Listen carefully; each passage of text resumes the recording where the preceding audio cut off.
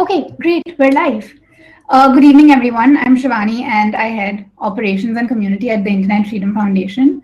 For everyone who's on the call, welcome. For everyone who's joining us via YouTube live stream, hi there. We're so excited to have all of you here. We've been wanting to set this call up since, I think, September, but we've just been very, very slammed with work. So here we are. I hope you're all doing okay. I hope you're hydrated. I hope you're all healthy. And thank you for being here.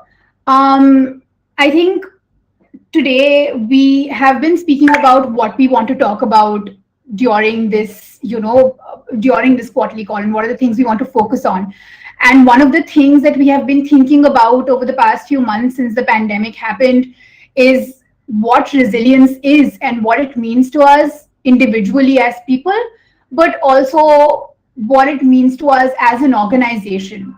And I feel like we probably wouldn't be able to do the kind of work we do if we weren't resilient and patient. But there are upsides to this as well. And through this call, we hope to sort of show you the impact that we've had and to maybe restore, if not a little bit of faith in our institutions, just show you that there has been some amount of institutional impact that has been happening, and how we've managed to do it, how we plan to take this forward and move along. So I will actually just dive right into it because we're also running a little bit late. And I will call upon Devdatta Mukhopadhyay and Vrinda Bhandari, who have been building IFF's litigation, and we've just been going from strength to strength because of the work that they've been doing. And I will just ask Vrinda and Dave to just turn on their videos and just take over from me and just talk about what they do best and what they've been up to. Thank you, Shivani. Can you guys hear me clearly? Okay, awesome. Hello, everyone. I'm Devdatta, and I'm an Associate Litigation Counsel at IFF. I also have with me today Vrinda Bhandari, who is our off counsel and leads the litigation vertical. Usually, legal interventions before courts and government authorities have been a very big part of IFF's work. And we're really glad that despite the pandemic disrupting normal functioning of courts, we have been able to continue using this advocacy tool. Hi, Vrinda, we can hear you. If you could also turn on your... Okay, great. So as I mentioned, our litigation vertical is led by Vrinda, and Vrinda is here today to give us an overview of the different cases that IFF has been involved in over the past quarter, and also talk a little bit about the strategies that we have adopted, the lessons we've learned, the impact that it has had. In addition to Vrinda, we also have with us today two clients, Ruhi, who is an environmental campaigner, and also Dr. Satendra Singh, who is a medical doctor and a noted disability rights activist. These are both people that IFF has worked with and provided legal assistance to address digital rights violations. And once Vrinda gives us a brief overview of the cases, we will have a conversation with them in greater detail. So Vrinda, over to you.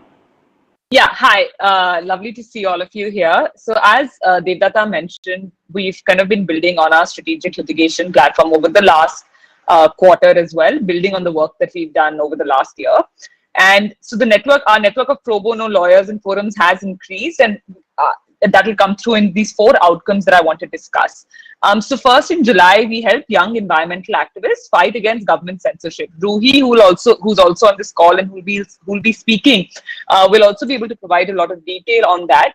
But a bunch of environmental activists who were campaigning against the draft EIA notifications had their websites blocked and had legal notices sent by the police to, including provisions such as the UAPA, so anti-terror law provisions, which obviously are meant as intimidatory tactics. And IFF thought a lot about the strategic call that we should take, whether we should engage legally in terms of filing a litigation, whether we should send a legal notice, and whether we should send a reply to the legal notice and try and resolve the issue on that front. And so we decided to reduce any, risk of going to court.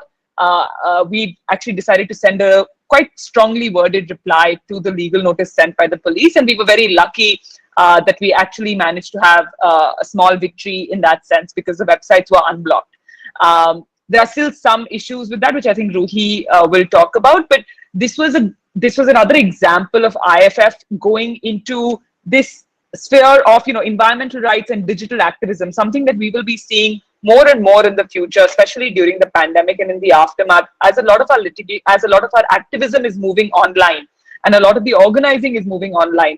Digital rights and freedoms become even more important in that context. In August, we made some headway in the restoration of 4G internet. As as members, IFF members know, we've been fighting the Jammu and Kashmir internet restriction for a long time now, and it's been a slow path. And Shivani started with the idea of resilience, and for me, at least, this litigation really personifies that, because we had Anuradha Bhasin, which was the first time IFF intervened, and then Foundation for Media Professionals, we intervened in May. We got a judgment where the court made it very clear that indefinite internet restrictions are not permitted. They set up a special committee. The special committee didn't act, so we then moved for a third round of litigation where we moved a contempt petition, and we moved another interim application seeking restoration till the constitution of this committee. The meetings of this committee are completely outside public domain. There's no transparency. There was no information about whether this committee had been constituted. And so IFF litigated on all of those issues. And after a long time, we finally made a little headway, but it's better than nothing, where the government, made this concession where they said, oh, we will now grant 4G internet access to 2 out of the 20 districts in Jammu and Kashmir. So 1 in Jammu and 1 in Kashmir. And so that was a small start. So 2 out of 20 districts now have proper functioning 4G internet in Jammu and Kashmir. Obviously, it's a small victory, but there is a long way to go. We are in the process of filing. The government also filed written submissions where they've actually tried to backtrack on certain standards that the court had given us in terms of publication of review orders. And so IFF is now filing a written submission to put on record our objections to the government's stance. And so we hope to continue this fight to get internet access for the remaining 18 districts. So this has been a long road, but it has definitely, it's something that I feel is the most meaningful in terms of the work we've done. In September, we then challenged the exclusionary consultation process for the National Digital Health Mission. So there was a digital health ID policy that was released, a draft policy. The government had initially given 3 days for consultation processes, which was then extended to 7 days and then 15 days. And IFF intervened on behalf of Dr. Satyendra Singh, who will also be on this call. I mean, we'll be hearing a video recording of him. And we took we made 2 or 3 arguments. One was on the shortage of the time for public consultation. This is very important because in a lot of the cases that are currently before the court, including the draft environmental impact assessment litigation, the rules for public consultation come from statute, whereas this is a government policy. So there is no statutory framework that governs the rule for public consultation. So what we were arguing is that if the government is choosing to have a public consultation, they have to do it in a manner that is meaningful. And so that was the stand we were taking. We were also, for the first time, IFF has also spoken about, talked about accessibility rights. And so, expanding our litigation even in that sphere. So the consultation form that the government had released only had a visual capture. So it was actually not accessible for, for visually disabled persons, which obviously then renders a lot of people excludes a lot of people from the consultation process. The consultation was also only conducted in English and only via this form of which you had to fill out. So we also raised those grounds. We had a limited victory. So we had sent a representation on behalf of Dr. Singh to the government. We had a limited victory wherein the court asked the government to respond to our consultation, but also said that the inadequacy of the consultation is a ground that we can take up in the future. So assume that the policy is passed, a ground that will be open for us in the future that we can challenge is the inadequacy of public consultation. So this is a big victory because this was not a statutory consultation. The fact that we now have this right to challenge it is something that we hope to build upon. Also, we received somewhat positive response from the government. So they have now added an audio capture. They extended the time for consultation as well. So again, some small victories. Nachikeet asked where we can find more information about the NDHM litigation. Devdatta will just post the link. It's on the IFF website. As usual, IFF documents everything that we've done. So Devdatta will just include that here as well. And the last thing that we've also done in as part of our strategic litigation docket, is, as you all know, that IFF has been involved in the Arogya Setu challenge before the Kerala High Court. We filed a second litigation in Kerala where we have challenged the fact that Arogya Setu is being made mandatory, for airports in airports across the country, and so to request an order from the court and to seek an order from the court to make sure and to clarify once again that Arogya Setu is not mandatory. And this actually shows, this litigation again is an example of how the different parts of IFF work together, because we actually relied on an RTI that IFF had filed, where the government basically said that Arogya Setu is mandatory. We have also challenged the use. So in that petition, we've also challenged the involvement of private actors and how the private infrastructure of Arogya Setu is being built upon.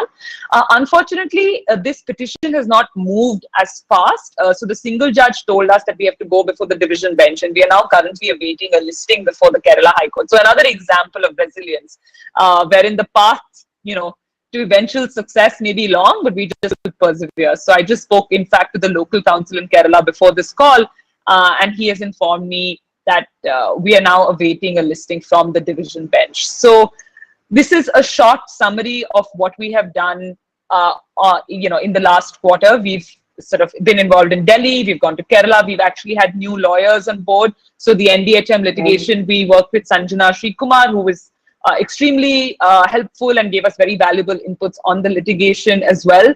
On the environmental activist front, we worked with Abhinav Sekri, who also gave us a lot of help. So the idea for IFF is also to increase the network of lawyers that we consult with, because obviously everyone has their specific expertise from which we can benefit. So yeah.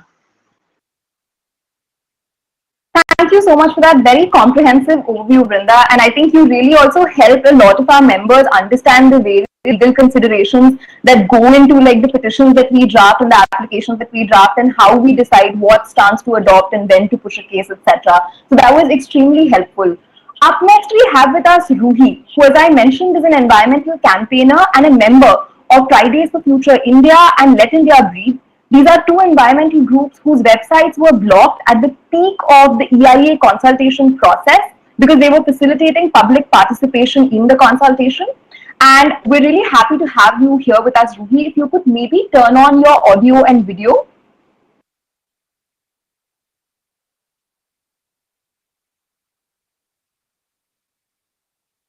Hi, can you hear me? Yes, Ruhi, we can hear you. Amazing. Once again, thank you so much for joining us.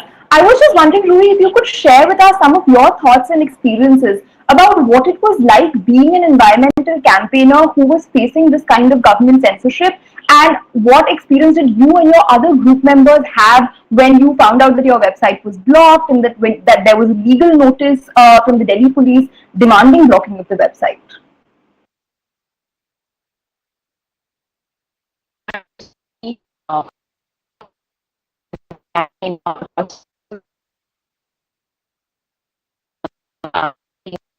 Your voice is breaking slightly. I'm guessing it's breaking for other people as well. If you could maybe just like mention in the chat box. Yes. Maybe you should turn off your video, because if you turn off your video, I think it will improve the quality of your connection.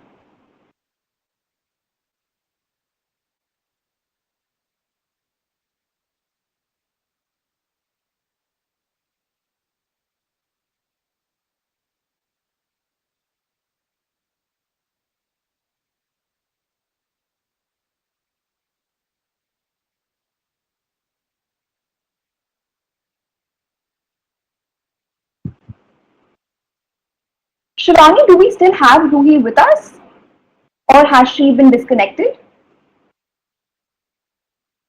I think Ruhi is facing a few network issues.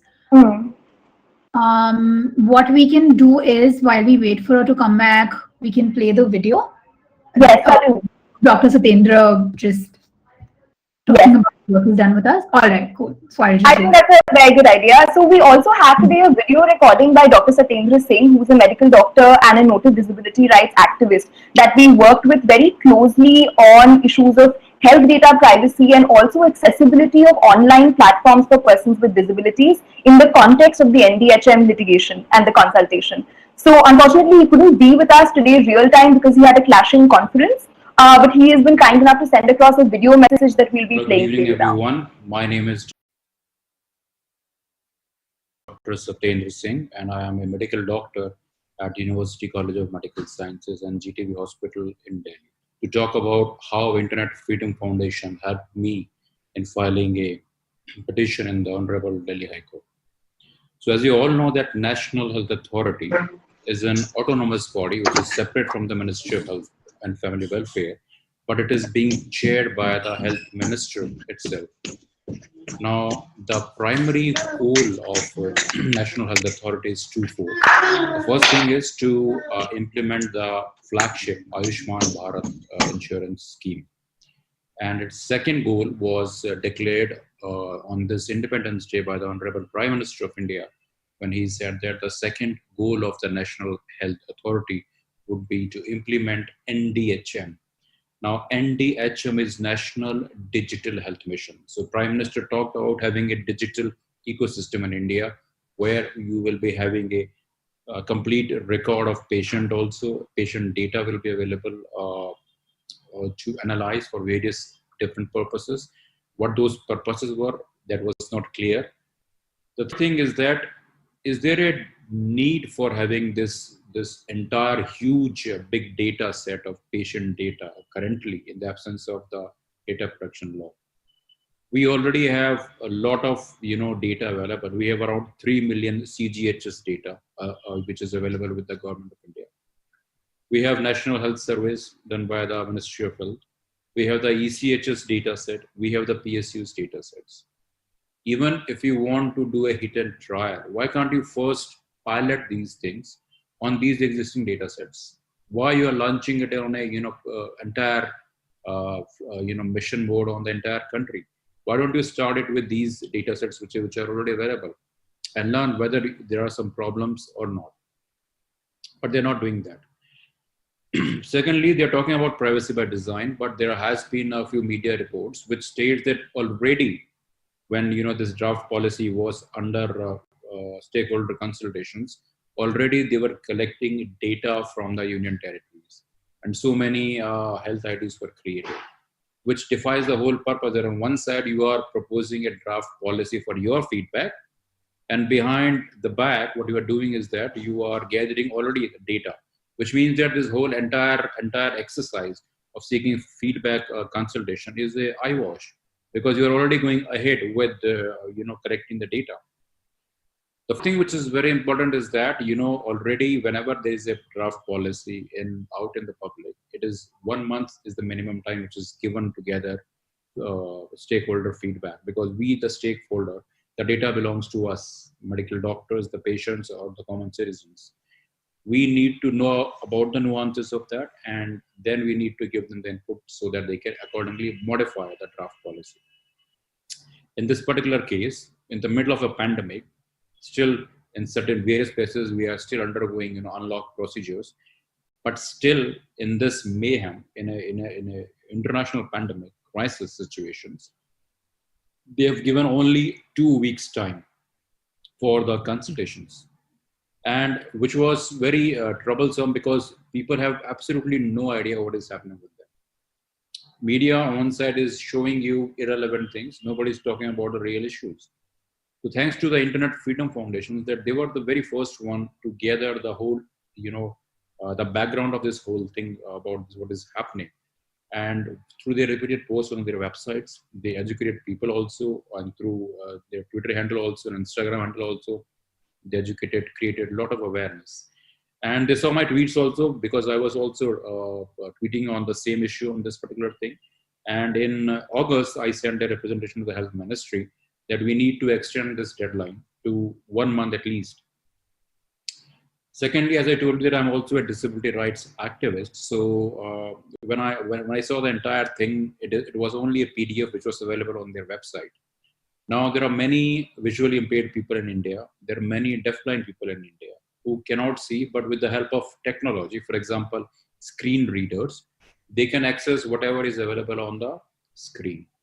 However, if the websites are not accessible as per the Rights of Persons with Disabilities Act, what would happen is that they won't be able to scan the contents. And there was the same thing in this particular form, because they were asking an image capture, that what do you see, what are the numbers which you are seeing on this portal before submitting your feedback. Now that makes it impossible for visually impaired people to participate in this process. Apart from that, in India, there are so many regions which are heavily dependent on Hindi. And in other places also, like South India and other states also, that English is not a preferred language. But the whole policy was only in one language, that was in English. So this was a reason when, with Internet Freedom Foundation's support, the legal team of Internet Freedom Foundation, led by Advocate Rajshekhar Rao, Vrinda Bhandari, Sanjana, and Devdatta, they drafted a petition on my behalf, and they filed it on the 1st of September. And the hearing took place through web conferencing on 3rd of September. And then the Honorable Court agreed with our submission that, there are a few things which are important, and they directed the National Health Portal that you need to see my representation, which I sent them earlier, and decide on that particular matter. So based on that, they extended the National Health Portal, they extended the deadline to 21st of September. There was one thing which happened, one good thing which happened. Secondly, they opened offline mode that you can send your submissions through by post or courier also, which was also a fine thing which we were expecting. But still, it excluded the deafblind people from being able to participate in the process, or people who are not English speaking. But I must thank Internet Freedom Foundation that they keep track of the whole situation scenario, and they provided me with the legal support, and we were able to extend the deadline also. And they are still monitoring it, and they are still tracking it, that your data, our data, remains in precious hands and it is not misused or abused. So I would like to thank Internet Freedom Foundation for that. Thank you so much.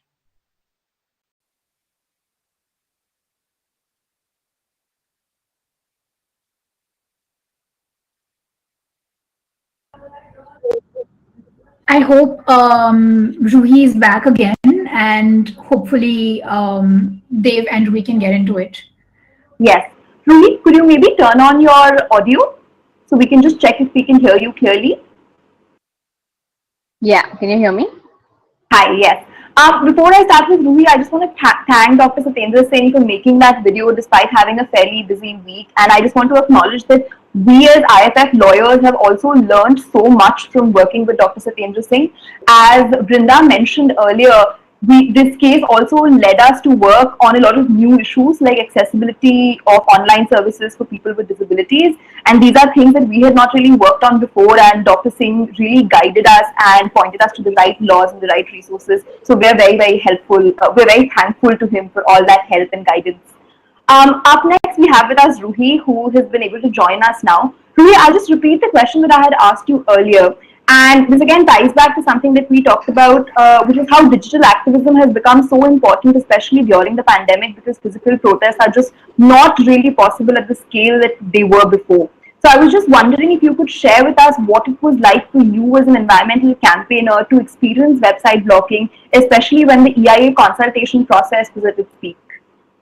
Yeah, sure. Hi, everyone. Sorry about the bad internet. I've had some bad outages today. So yeah, basically the environmental group started campaigning on EIA in March 2020, pretty much at the onset of the lockdown, because that's when the notifications were sent out, and there was a request by the Environment Ministry to send feedback on this EIA draft 2020 policy framework, which is environmental impact assessment. And because obviously there was no room for physical consultations, a lot of young campaigners decided to get together, form these ad hoc groups, and say that, we will facilitate this process of consultation. And they started creating these emailer pages, which is different from petitions, more like email client pages where you just click on the website and it opens to your Gmail or Outlook, and then there's this pre-text design which you can go through and put your own inputs and then send it off to the MOEF and also the minister. Let India Breathe, Fridays for Future India, there is the Earth Day, some of the groups that were doing it among many other. And it went through many phases, but I think the peak of the campaign was around end of mid-June when we were approaching one of the deadlines for the consultation, and that deadline was extended at pretty much in June. We knew that we had some more time to campaign. And this was excellent news because we wanted to send in more consultations, more objections, better, because now people are getting really interested because the draft consultation, the policy framework of EIA 2020 is quite a sham, as it promotes just polluters and industries to violate environmental norms further, and that they get away with the least amount of penalties. There are penalties which are as less as like 5,000, 10,000 rupees, and there are very problematic provisions in the notification about post facto clearance, where companies can start the work and just take some, lip service fine later, and it's okay. Among many other problems about how the forests, mountains, lakes, wildlife reserve from coal mining or hydropower projects, or very important, issues around people and livelihood. And 29th June, we had one of the anomalies that we noticed in Let India Breathes website, which was we were not able to access it, and we went through so many rounds of ifs and buts, and we contacted Internet Freedom Foundation, Apar, Devdatta, Brinda, Abhinav Sekri. The team, advised us constantly on what could be the problems, and then eventually we knew that this is actually a government block or one of the agencies that has nothing to do with the server or legality. Or troubleshoot problems. And then the second group, Fridays for Future India, that was also running a separate email campaign. That was in July, and then 2 days later, it was the third group. There is no OT, so it didn't seem to us that it's a coincidence. And it's definitely something to do with the campaigning on EIA 2020. And the fact that we are facilitating these objections, and by now, of July, they were going in lakhs. So the final number, just for reference, was around 70 to 20 lakh objects. And I think our told me.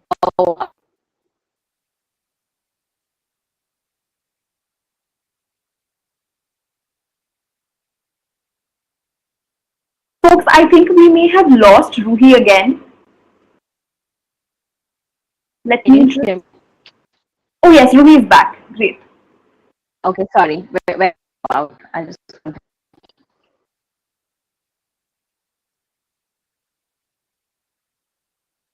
Hey, can you hear me? Yes, Ruhi, I can hear you now.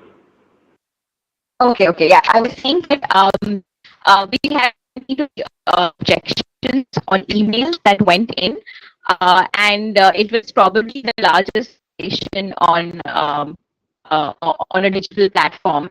And when the 3 websites were blocked, we all 3 of the websites, the groups, volunteer-led groups, approached Internet Foundation, and because it was clearly a violation of digital rights for the activists, for the campaigners, and the way to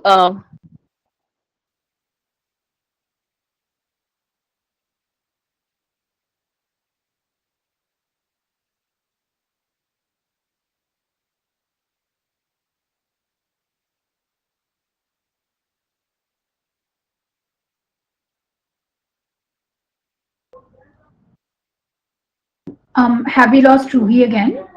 I think Ruhi is facing some persistent problems, but I do think she was able to give us like a sense of the case and what kind of work we did with them at the intersection of digital rights and environmental activism. So maybe we could move on to the next presenter, which is Anushka, who's going to be talking a little bit can you hear me?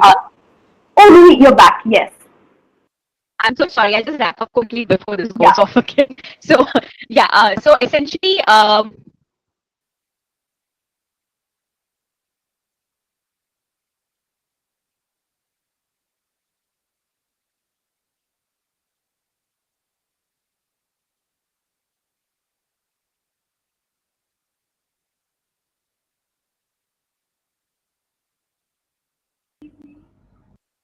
Hi Ruhi, we've lost you again and we can't hear you. But I think what may be a good idea is that maybe we could shoot a similar video like Dr. Singh for Ruhi and then later on upload it so you all can hear Ruhi's thoughts as well.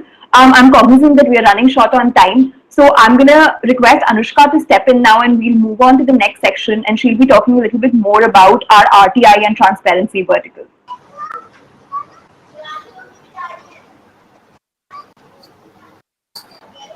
Hi everyone, my name is Anushka Jain and I work as the Associate Counsel for Right to Information and Transparency as IFF. You may remember me from the last call where I was a fellow and now I've become an Associate Counsel. So, yeah. I'm just going to start talking about what we've been doing with regard to RTI and transparency. So the thing that we try to do at IFF is not just file RTIs, but also have also show actual impact from these RTIs. So I'm going to talk to you about some cases. I can't mention all of the RTIs that we've been filing, but I'm going to mention just some cases wherein we've been able to show actual impact. So for instance, after we came across reports that internet shutdowns were still happening in some states after the Anuradha Bhasin judgment, which said that internet shutdown orders have to be published. We saw that in these states, internet shutdowns are happening, but the states were not publishing the internet shutdown orders, which the decision mandated. So we filed right to information requests with these states. I think there were 4 states that we filed with, and we got right information. We got the replies from them. And I'm going to tell you what the reply showed us is that there is still a failure to comply with the decision which came in Anuradha Bhasin, and it is due to 2 things. I'm so sorry for the background noise that is there.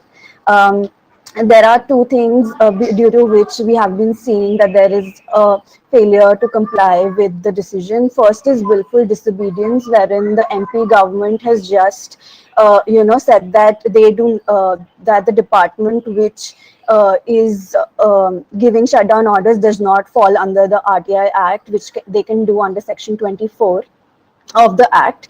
And we got another reply from Meghalaya which said that they did not even receive the Anuradha Bhasin decision from they were not aware of the decision in the Anuradha Bhasin case. So what this shows us is that, from with RTIs, we can understand what is happening in these states wherein there is a, failure to comply with these decisions, and we were able to find out what the reasons for that is.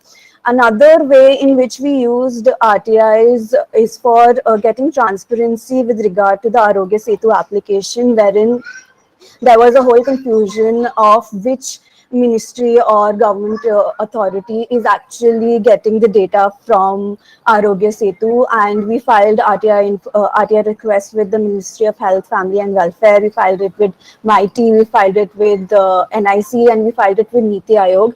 And the only thing that this showed us is because our RTIs were transferred interdepartmentally within all these organizations, what we came to understand is there is no clarity with the government as to what is happening with the Arogya Setu data that they're collecting, and the fact that they're collecting data which is so sensitive and they don't know what they're doing, or they're not telling us what they're doing. Both of these situations is very problematic. Vrinda also mentioned that due to one RTI response that we received, we did pursue litigation in that matter, wherein we got a response from the Airports Authority of India, which said that Arogya Setu is mandatory for air travel after the government has said that it was not mandatory, which created a confusion. Another RTI response that was that helped us in bringing transparency to an issue which did not have that much public awareness is how the Delhi police is using facial recognition technology and drones to surveil protesters and people who were affected by riots and to target them. I know we're short on time, so I'm just going to move on from giving you a lot of detail, but you can find everything on IFF's website. The second thing that we've been doing is public advocacy related to surveillance, wherein we have been doing this series called Watch the Watchman, in which we are giving basic details about surveillance technology projects such as NatGrid, centralized monitoring system, the CCTNS and the AFRS. So what we've been trying to do is just, collate all the data that is there and just give an analysis from a privacy point of view as to how these surveillance tech projects are being deployed without any consideration for the privacy of the citizens of India. The next steps with regard to our work in surveillance is obviously into branches. One is policy and one is strategic litigation. For strategic litigation, we already have a surveillance reform petition in court which asks for judicial reform for surveillance. And for policy, we have been trying to figure out how we can, get policy reform done. One of the things that we have been doggedly following is the data protection bill, which is stuck in Parliament. Another thing that we have emphasized upon is the need for surveillance reform, and we've also been, trying to think up other ways in which we can do something about this, especially for facial recognition technology. Shivani, can you move to the next slide? Another thing that you may remember from me talking last time was how I'm going to work on two specific projects for IFF. One was Zombie Tracker and one was the Project Panoptic. So Zombie Tracker is essentially a platform which is mapping Section 66A cases which are ongoing right now. So just to remind everybody, Section 66A was struck down in the Shreya Singhal judgment in Supreme Court, but what we found out is that Section 66A is still being used to hamper online speech, and since this section is unconstitutional, using it to target people is wrong. And what we've been trying to do is create a platform which maps all these cases. So the project, I'm happy to tell you, is in its final stages, and you can see the landing page here, which talks about why we're tracking Section 66A and why is it called the Zombie Tracker. The project, as I said, is in its final stages, and we are going to launch it soon, I am hoping. Post that, we are hoping also to take the findings to the Supreme Court to get these pending cases struck down. Can you move to the next slide? Thank you. So the last thing that I'm going to talk about is Project Panoptic, through which we're mapping facial recognition technology projects in India. What we've done is we've created a database wherein we've collected or collated all information that was publicly available for facial recognition technology. Other than that, we have also collated RTI responses, because we filed RTI requests with each and every government authority which is said to be deploying or developing facial recognition projects. And we've collated all this information in a database which we're going to put into this website, wherein this is a map of India which is going to show you which project or how many number of projects are in the area that you live all over the country. You can go to specific states and see how many states have how many projects, etc., etc. It's also going to have, some other features wherein you can report if you've come across a facial recognition project, and it is also going to have a petition which is going to say that, which you can sign and say that we should ban facial recognition technology. Another thing that the project, that the website is going to have is case studies, wherein we put into context all these projects and we show you what RTI we filed and what is the information that we received and what it says about especially the privacy concerns that arise from these projects. So that's it from my side. I hope I was not too fast, and I hope all of you guys understood what I was saying. Thank you.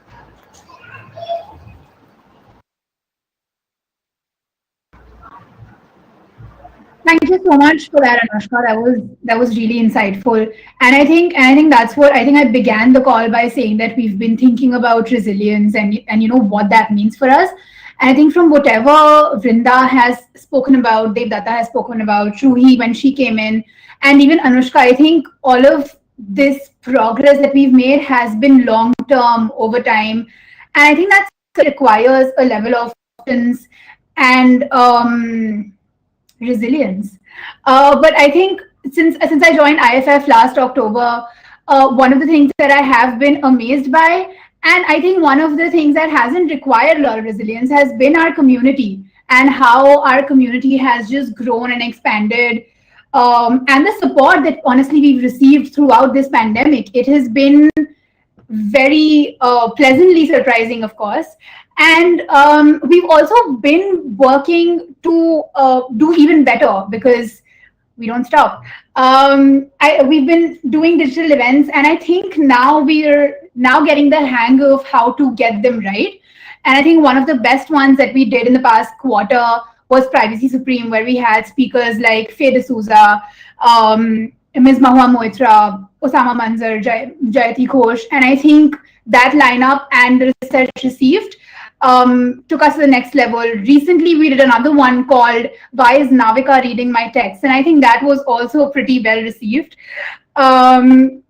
So I'm glad that we're now getting the hang of, how to do events, how to get them right, and how to get people to listen to us. One of the other things that I want to briefly go over is just the amount of work that has been headed by our volunteers, honestly. And this again goes to show how IFF's community is not just growing in numbers, but is also strengthening. I think now we see a level of commitment towards digital rights that I didn't see a year ago. And I think Project Panoptic that Anushka spoke about, I think 2 minutes ago, has been primarily led by our volunteers, and not just public facing work, right? Like, we have been thinking about sustainability in IFF's operations for a very long time as we grow in capacity. And so just automating our donor systems and processes, keeping that data safe, etc., all of that has also been done with the help of our volunteers. And this goes to show just how integral a community can be. And it always reminds me about the fact that IFF was born out of the volunteer-led Save the Internet movement. And I feel like we are never too far away from that, because our community has always just been great. One of the other things that I have been focusing on last quarter is making sure our compliances and our finances are in place, because that's also the more unglamorous part of my job, where I just look at numbers and sometimes freak out and sometimes get really happy.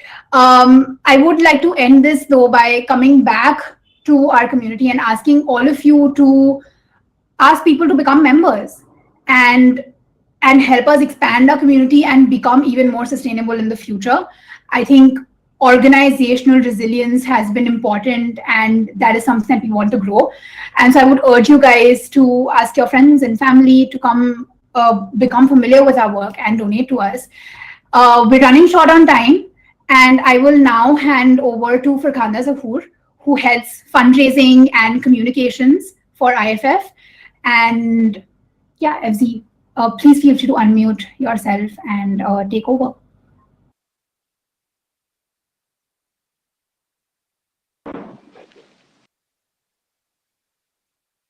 Hi guys, I'm Farkhanda and I handle fundraising and communications at the Internet Freedom Foundation. So I'll quickly give you an overview of how fundraising has been for us since the last time we spoke. That was in May. It's been a little tricky, but we've been able to manage well. So especially the last month was a little tough. It was the lowest we've been able to raise since the last quarter. But we understand our donors are also working through their own situations, and we are trying to deal with this with empathy and trying to be as responsive as we can. So we have seen a fundraising dip for sure, as you can also see on the graph. This is the last quarter's graph. So we've been trying to, in order to deal with this, we have been trying to build the Internet Freedom Resilience Fund, which will provide us with a financial runway for the next 2 years. As part of that fund, we've already received an organizational donation of rupees 20 lakhs from Zerodha, who have been our funders in the past as well. So thank you so much, Kailash, and everyone at Zerodha for making that happen. In the last quarter, we also had host a birthday fundraiser for us, followed by a match donation from obvious. Rahul is one of our members, and that the amount raised went into our resilience fund. So then there's one more thing that's been ongoing, which is the device drive, wherein we were trying to get tech resources for all our staffers, because all of us have been using our personal devices so far.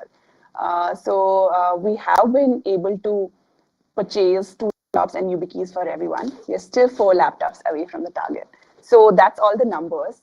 Now I'll just take you through what we've been trying to do and what we're building since the last quarter. Next slide, please. Thank you.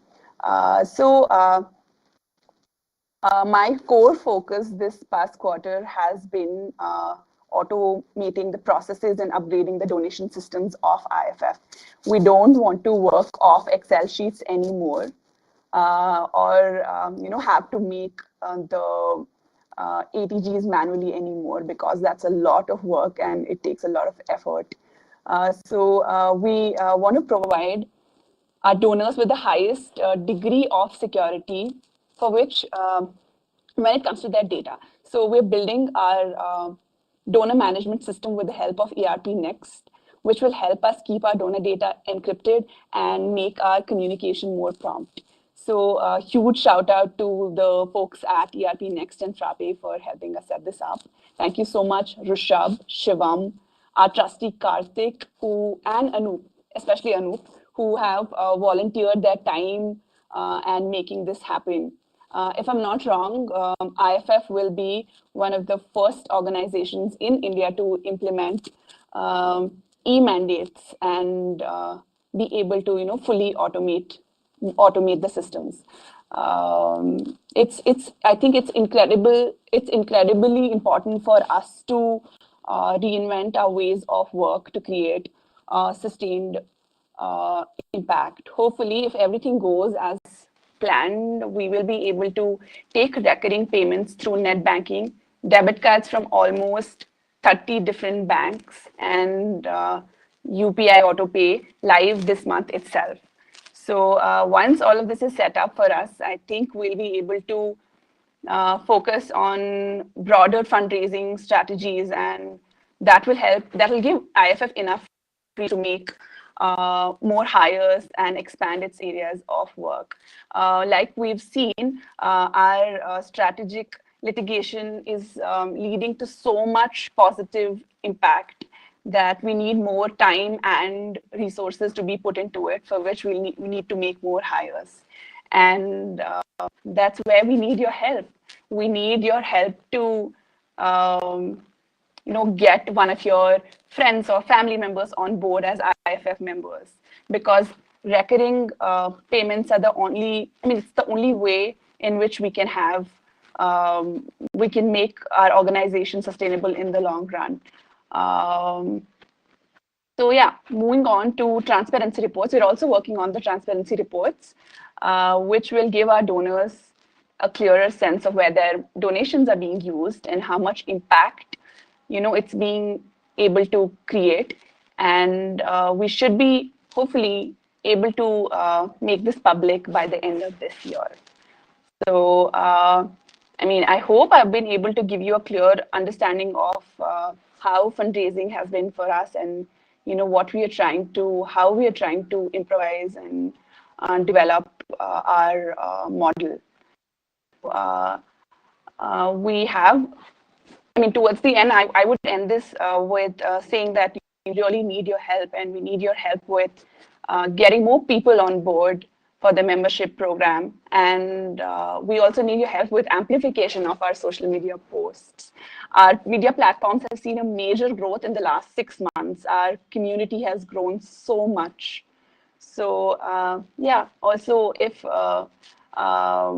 you could also put us in touch with people who you think would be interested in being in working with us, being potential funders. So do feel free to reach out to me or Apar at any time. We'll always be glad to talk to you. So now I'll let Apar take this over, because I think we are running short of time.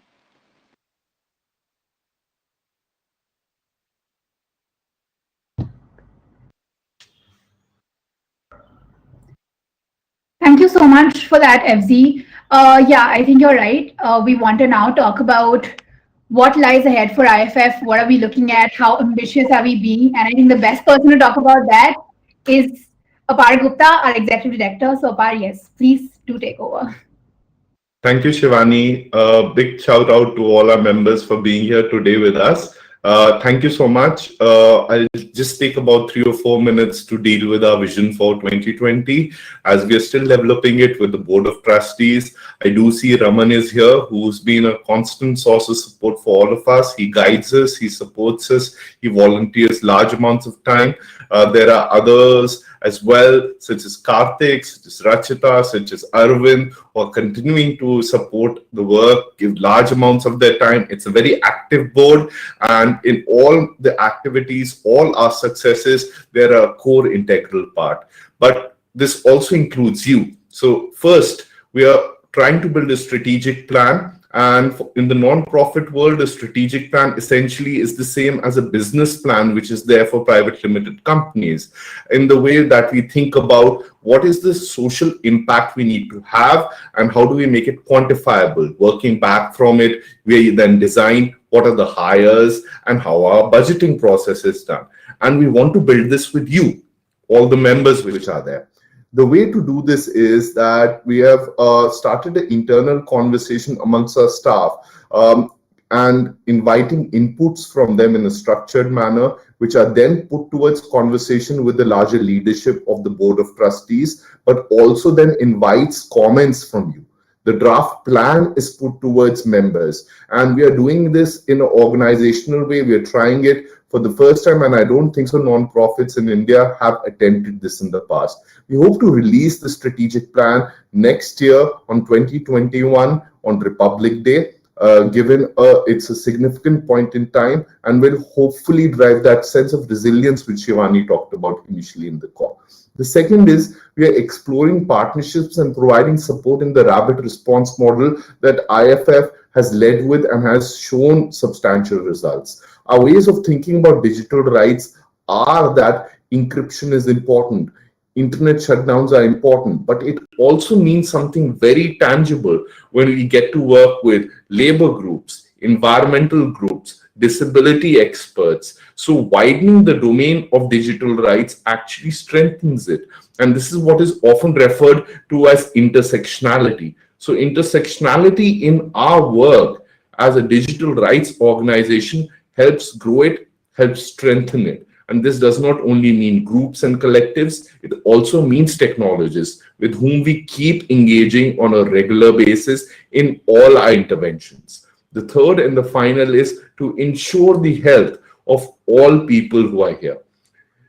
Health is important in the ways that we think about. And I say this a bit more personally, having gone through a small bout of unproductivity and questioning the repetition with which we were working, the pace with which we are working, and seeing that how can we ensure for all our staffers, all our community and all our partners that in this space of this pandemic, what is the right way of impacting change? And these are very, very personal thoughts, but they are also reflective of our shared work. For instance, we often discover strength, collaboration, and empathy by working together, which does lead to better outcomes when we focus on the health of each other as community members. This is what we mean by resilience, and this is what we mean by community. Shivani, if you can come to the next slide, I'll address some of the questions which have been raised.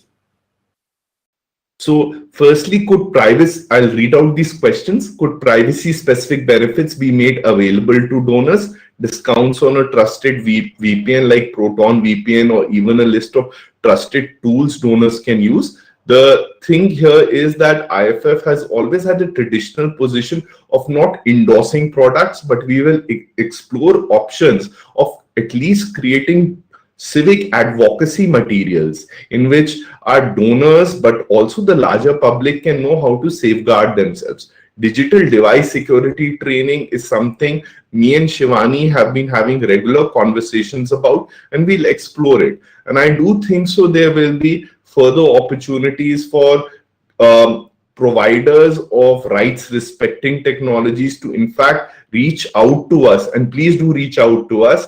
I think one of them is on this call and is an IFF member also, that's Wilson, and we use this technology called block survey to ensure that the information that we gather, unless a person chooses, is actually anonymous, so we don't use Google Forms. So I do think so we can do small things, but we'll need to have a conversation and revisit what our organizational boundaries, and to ensure that we do not end up endorsing A company against B company. So the governance norms will need to be thought about a bit. Has the pandemic changed the priorities of IFF? Any new challenges? Since the pandemic hit, in fact, we focused on access for more people, and we became alive to the issue of how remote work, remote education are inherent parts of how society will function. And we have worked towards that in our policy engagements or in the litigation, which has been strategically led by Devdatta as well as Vrinda. For instance, if you look at the Jammu and Kashmir 4G restoration petition, large parts of that do rest on the existence of the pandemic, the need for people to get telemedicine and remote learning. So that's just one instance, but you'll find further instances in our website. I know the website does not have a search function. We are working towards fixing that as well. Has there been brainstorming or ideation done around the concept of taking IFF to Tier 2 and Tier 3 non-English markets? Yes, we really do need to do this. And I would invite thoughts from all of you, offers of support. It's quite often speaking to our own resources and capacity, because as you see, everyone on this call is our staff. This is all that IFF is beyond the community. It is all of you as well, right? So all of us will need to chip into this dream of digital rights being actually a way how technology can help replenish, evergreen our fundamental rights and the social charter of our constitution. So please do work with us. Give us inputs, but also do provide for resources. And this will help us grow a wider base of understanding. For instance, if you look at some of my videos in the recent past, I have tried to address them in Hindi. For instance, when the app bans happened, I did make a video in Hindi. And I think so it requires greater efforts. We have done it in the past also with linguistic variations and help by volunteer frameworks, but we need to do much more. And I do recognize this is a core area where we need to invest more resources for greater civic literacy. And is there any plan to involve college students to make localized open source content to educate non-technical users about safety and privacy? This is an excellent suggestion. I think this is a comment more than anything. I think we can possibly consider this in a strategic plan as one of the strategies or tactics to advance these kind of conversations. If you've seen, some of our past webinars have been with people who have been younger. If you've seen some of our Instagram content, for instance, it has been aimed towards younger audiences. People are responding very, very positively towards it. Again, it does have an English and a metropolitan bias, and we do need to address that. When is the next game night? I leave that question to Shivani as she brings this call to a close and also reads out some of your comments and requests. Thank you so much. The next game night is next week, same day, same time. I will send you all of the details via email on Monday or Tuesday. But yeah, Riol is hosting it again. We're doing it as a follow-up to this quarterly call because we figured that we're going to be doing a lot of shop talk over this call. So we should probably just have some fun next week. And hopefully I will not lose as terribly as I did the last time around. I will not bring shame upon my colleagues.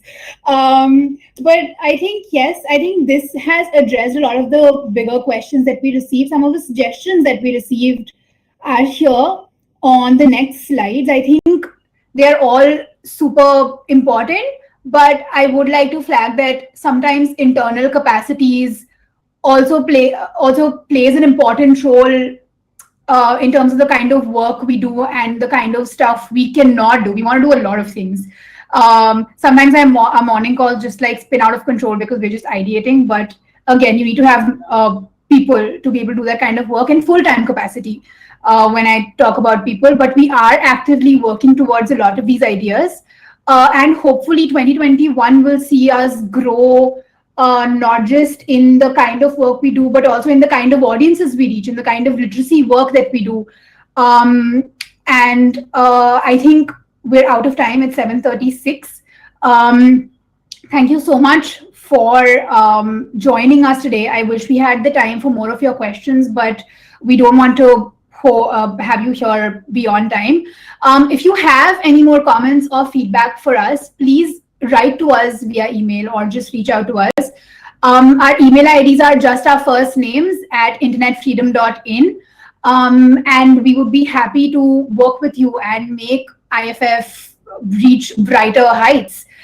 Thank you so much. And we will see you over our next quarterly call. No, actually, we'll see you next week over our game night. And I will do great. So yeah, thank you so much, guys. Thank you.